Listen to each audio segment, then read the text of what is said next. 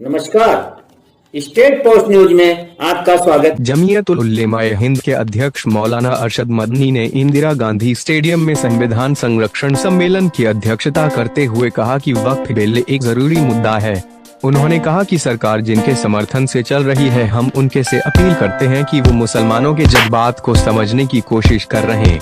वक्फ bill से मुसलमानों के जज्बात कितने जुड़े हैं ये बंगलों में बैठकर नहीं समझ जा सकता है। वहीं इस दौरान जमीयतुल उलेमा-ए हिंद ने 5 प्रस्ताव भी पारित किए, जो वक्फ की सुरक्षा और वक्फ संशोधन बिल 2024 से संबंधित प्रस्ताव, भारतीय संविधान और लोकतंत्र से संबंधित प्रस्ताव, समान नागरिक संहिता से संबंधित प्रस्ताव, इस्लामी मदरसों से संबंधित प्रस्ताव, इजराइल का आक्रामक नरसंहार और उत्पीड़ित फिलिस्तीनियों से संबंधित प्रस्ताव हैं। मौलाना अरशद मदनी ने कहा कि देश में सरकार मुसलमानों की जमीन को हड़पने की कोशिश कर रही है, हम इसको कबूल नहीं करते हैं। उन्होंने कहा कि हमारी मस्जिदें 400 से 500 साल पुरानी हैं। सरकार की जिम्मेदारी है कि वो इस हमारी मस्जिदों की रक्षा करे।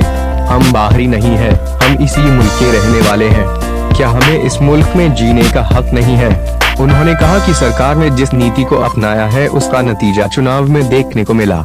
उन्होंने कहा कि हम संविधान सुरक्षा सम्मेलन के माध्यम से सभी देश प्रेमियों से अपील करते हैं कि वह प्रतिक्रिया और भावनात्मक राजनीति के बजाय एकजुट होकर अतिवादी राजनीतिक पार्टियों का सामाजिक स्तर पर मुकाबला करें। देश में भाईचारा और न्याय की आवश्यकताओं को पूरा करने के लिए हर संभव प्रयास करें।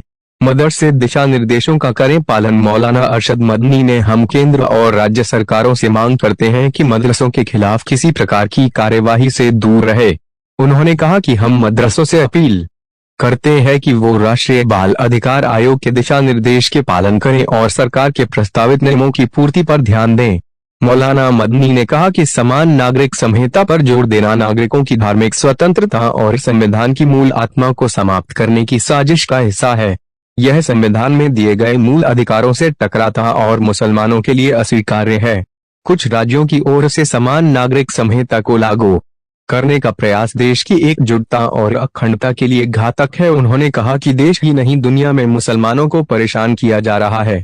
हम संयुक्त राष्ट्र, यूरोपीय यूनियन, वर्ल्ड मुस्लिम लीग और अंतर्राष्ट्रीय संगठनों से अपील करते हैं कि वो इजराइल की बमबारी और आक्रामक युद्ध को बंद कराने के लिए ठोस कदम उठाएं। हम इस सम्मेलन के माध्यम से अपील करते हैं कि सभी देश इजराइल को युद्ध सामग्री पहुंचाना बंद करें।